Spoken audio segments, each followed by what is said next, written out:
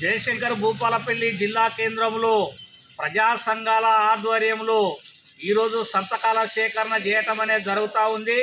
ఈ సంతకాల సేకరణ చేపించి భారత ప్రధానమంత్రి అయినటువంటి మోడీ గారికి ఈ సంతకాలతో ఉన్నటువంటి లెటరు పంపించటం అనేది జరుగుతుంది. ప్రధానంగా ఫిబ్రవరి 16వ తారీఖున దేశవ్యాప్తంగా కార్మికులు సమ్మె చేయబోతూ ఉన్నారు. అదేవిధంగా గ్రామీణ వ్యవసాయ బంద్ జరగబోతూ ఉంది. దీనికి సంబంధించినటువంటి ప్రధాన ఉద్దేశం మోడీ సర్కార్ అధికారంలోకి వచ్చి 10 సంవత్సరాలు అయినటువంటి కాలంలో ఈ 10 సంవత్సరాల కాలంలో ప్రజలకు ఒరగబెట్టింది ఏం లేదు. నల్ల డబ్బును మొత్తం తీసుకొచ్చి సిస్ బ్యాంకుల డబ్బులన్నీ తెచ్చి ప్రతి జీరో అకౌంట్లో 15 లక్షలు ఇస్తామన్నటువంటి మోడీ ఆ పని చేయలేదు. అదేవిధంగా ఉపాధి హామీ పథకానికి సంబంధించి సంవత్సరానికి 200 రోజుల పని, రోజు కూలీ 600 ఇస్తామని చెప్పి ఇవ్వనటువంటి స్థితి ఉంది. అదేవిధంగా అసంఘటిత రంగ కార్మికులకు సంబంధించి నెల జీతము 26,000 రూపాయలు ఇవ్వాలి. లేబర్ కోడ్లు ఏదైతే తీసుకొచ్చిండో అవి రద్దు చేయాల్సినటువంటి అవసరం ఉంది.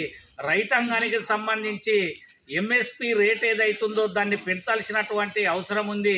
2+50% రైతాంగానికి లాభం జరిగే అటువంటి పద్ధతి చేసేది పోయి ఇవాళ కార్పొరేట్ శక్తులకు వ్యవసాయాన్ని అప్పగించే అటువంటి పని మోడీ సర్కార్ చేస్తూ ఉండు.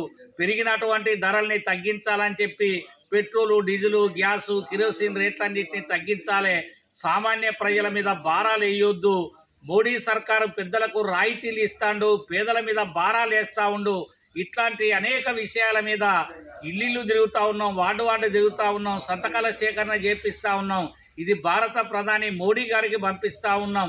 ప్రజలందరూ ఆలోచించాలి.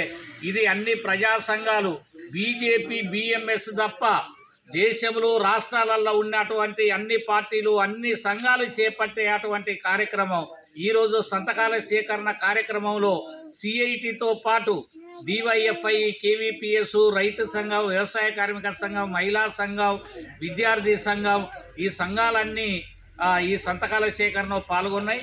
ఫిబ్రవరి 16వ తారీఖు నాడు జరిగేటువంటి సమ్మెను జయప్రదం చేయాల్సిందిగా ప్రజలందరికీ విజ్ఞప్తి చేస్తాం.